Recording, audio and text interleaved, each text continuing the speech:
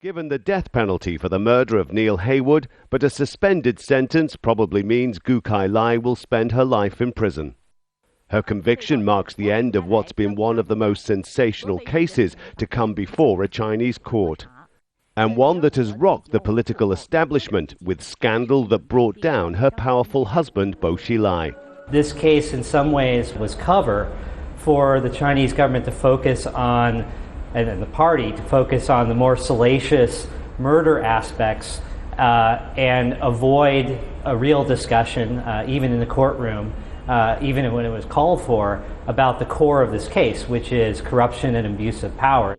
Gu had cooperated with prosecutors by implicating others and asked for extenuating circumstances to be taken into account. In a statement, she said, "I suffered a mental breakdown after learning that my son was in jeopardy."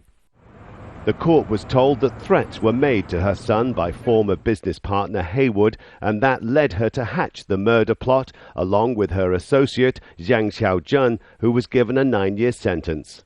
The Chinese authorities are keen for this case to show that no one is above the rule of law. The conclusion of judicial evaluation shows that Gu Kailai has complete capacity to be considered criminally responsible, but suffers from mental disorders.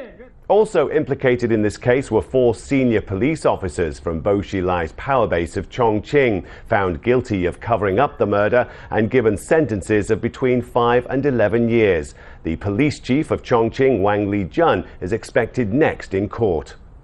In February, Wang allegedly confronted Bo with his wife's involvement in the murder. The next month, Bo was sacked as party secretary of Chongqing City. And although he's not been implicated in the murder, the scandal has embarrassed the Communist Party. Its leaders want this scandal to be dealt with swiftly. But there are still many unanswered questions. Principal among them, how much did her husband Bo Xilai know about the murder? And if he did have knowledge of the crime, what about other party officials? Rob McBride, Al Jazeera, Hong Kong.